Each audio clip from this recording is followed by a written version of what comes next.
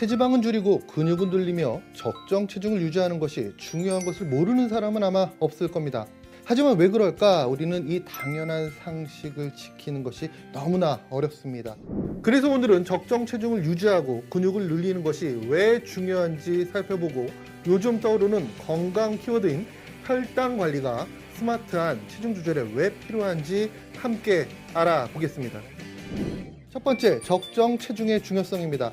사람의 몸은 영양을 공급받고 휴식을 취하면서 하루에 쓸 에너지를 비축해 둡니다.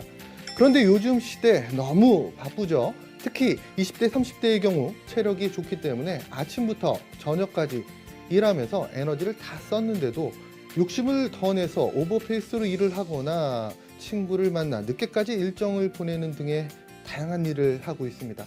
사실 이건 체력이 좋아서가 아니라 내가 써야 할 한정된 에너지보다 더 많은 에너지를 빌려다 쓰는 개념인데요.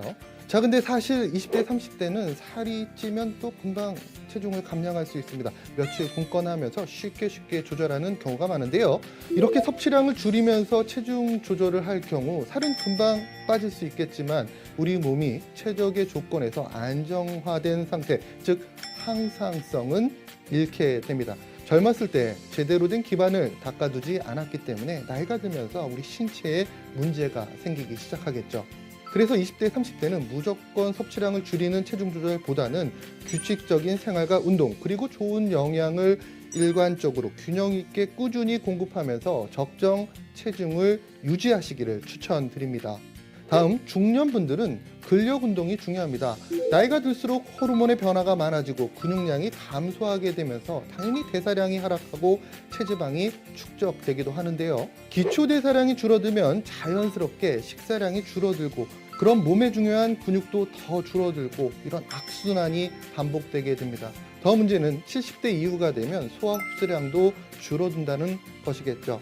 알기 쉽게 극단적으로 하나의 예시를 들면 식사량이 절반으로 줄고 소화 흡수량도 절반으로 줄면 젊었을 때보다 무려 25%의 영양만 공급받는 것이겠죠. 그래서 이 악순환의 시작점인 근육량을 유지하는 것이 중년분들의 적정한 체중 유지를 하는 데 있어서 매우 중요합니다. 중년 남성들은 그래도 호르몬의 감속 속도가 좀 더딘 편입니다. 그래서 큰 변화를 느끼기도 어렵고 반대로 이를 대비할 시간적 여유가 있다는 뜻이겠죠. 문제는 중년 여성분들인데요. 여성 호르몬은 여성들의 체지방을 허벅지나 엉덩이 쪽 피하 지방으로 밀어주는 역할을 합니다. 그런데 중년이 되면 여성 호르몬이 감소하기 시작하면서 피하 지방이 아닌 건강에 안 좋고 쓸모가 없는 복부나 내장으로 지방을 쌓아두게 됩니다. 때문에 중년층의 체중 조절은 근력 운동을 필수로 할 수밖에 없습니다. 두 번째, 근육 자산의 중요성입니다. 근육은 우리 몸을 멋지고 아름답게 만들어주기도 하지만 호르몬의 최대 분비 기관인 것 당연히 알고 계시겠죠? 우리가 운동을 할 때 근육에서는 마이오카인이라는 호르몬이 분비가 되는데 이 학계에선 마이오카인의 수를 약 200여 가지로 추정하고 있지만 현재 10가지가 확인된 상태이고요. 근육에서 나오는 호르몬이지만 뇌, 혈관, 지방, 간, 췌장 등 우리 몸 곳곳에 영향을 미치는 우리 신체에 있어서 굉장히 중요한 호르몬입니다. 그중 아이리신이라는 호르몬에 주목해 보실 필요가 있을 것 같아요. 단순 에너지를 저장하는 용도인 백색 지방을 갈색 지방으로 바꿔주는데 갈색 지방은 열을 발산해서 불필요한 에너지를 소모하는 건강에 이로운 지방이라고 불립니다. 한마디로 우리 몸을 효율 좋은 건강한 몸으로 바꿔준다는 얘기죠. 추가로 기억, 인지 기능 향상, 치매 예방, 당뇨 등 대사질환 억제에도 도움이 되는 것이 바로 아이리신이라고 합니다. 그 밖에도 여러 가지 호르몬들이 작용할 수 있도록 도와주는 것이 바로 근육입니다. 이렇게 좋은 호르몬들을 근육에서 꺼낼 수 있는 열쇠는 무엇일까요? 바로 운동입니다. 우리가 헬스장에서 러닝머신 등의 유산소 운동뿐만 아니라 적절한 근력 운동까지 해야 하는 이유이기도 하죠. 앞서 우리는 적정 체중을 유지하는 것 그리고 근육 자산을 지키는 것이 왜 중요한지 살펴봤는데요. 이에 맞춰 체중 조절의 패러다임도 슬림한 몸매 만들기에서 혈당과 대사 건강까지 고려한 건강 수명 관리에 초점이 맞춰지고 있습니다.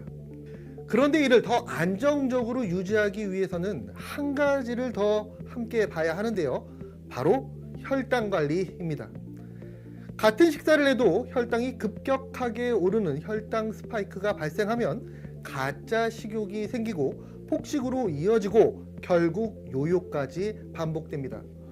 또 최근 월 처방 건수가 1년 만에 5배로 증가하는 등 폭발적인 관심을 받고 있는 비만 치료제로 알려진, 여러분도 많이 알고 계시죠? 위고비아 마운자로도 본래는 혈당 치료제입니다.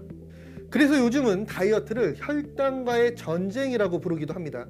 실제로 국내 데이터를 보면 대한민국 성인 10명 중 4명은 이미 공복 혈당 장애, 즉 대사질환 위험군에 해당됩니다. 여기에 한 가지 더 중요한 사실, 한국인은 서양인보다 췌장의 크기가 작고 인슐린 분비 능력이 낮습니다. 즉 같은 식사를 해도 혈당 관리에 더 취약한 구조라는 의미입니다. 실제 13,000여 건의 마이웰리스랩 분석 결과를 보면 건강검진, 문진 분석 결과에 따라 관리 및 주의에 해당되는 인원은 60%에 달하지만 혈당을 관심, 건강 이슈로 선택한 대상자는 18%에 그쳐 혈당 관리 필요성 대비 상대적으로 낮은 관심을 확인할 수가 있었습니다. 그렇다면 왜 이렇게 혈당이 쉽게 흔들리는 걸까요? 핵심 원인은 바로 정제 탄수화물 중심의 식단입니다. 현재 한국인 중 75%가 탄수화물 권장치를 초과해서 음식을 섭취하고 있는 것으로 파악되고 있습니다. 그 원인을 우리 식단에서 찾아볼 수가 있는데요. 한국인의 식단에서 정제 탄수화물의 비중은 약 37%, 그리고 가당 음료를 주 3회 이상 섭취하는 비율도 38%에 해당된다고 합니다. 이런 식습관은 혈당을 빠르게 올리고 결국 에너지 저하, 이에 따른 식욕 폭발로 이어질 수 있습니다. 그래서 혈당 관리를 위한 식단에는 3가지 원칙이 필요한데요. 첫 번째, 당 함량은 낮추고, 두 번째, 단백질은 충분히 채우고, 마지막으로 식이섬유를 함께 섭취하는 것. 이 3가지가 균형을 이뤄야 혈당이 천천히 오르고 포만감도 오래 유지될 수 있습니다. 새로 리비전된 바디키 식사 대용 쉐이크, 이번 리비전의 핵심은 매우 명확합니다. 기존 대비 당 함량은 약 40% 감소시키면서 단백질과 식이섬유의 함량을 그대로 유지했습니다. 또한 필수 아미노산을 함유한 대두 단백 및 치아시드 유래 단백질, 장 건강과 치커리 옥수수 유래 식이섬유, 이 2가지를 중심으로 영양 밸런스까지 지켰습니다. 이와 더불어 20가지 비타민과 무기질, 단백질에서 오는 9가지 필수 아미노산까지 영양을 간편하게 채울 수 있도록 설계되어 있습니다. 이제 식사 한 끼도 단순히 배를 채우는 것이 아니라 건강을 설계하는 선택이 되어야 합니다.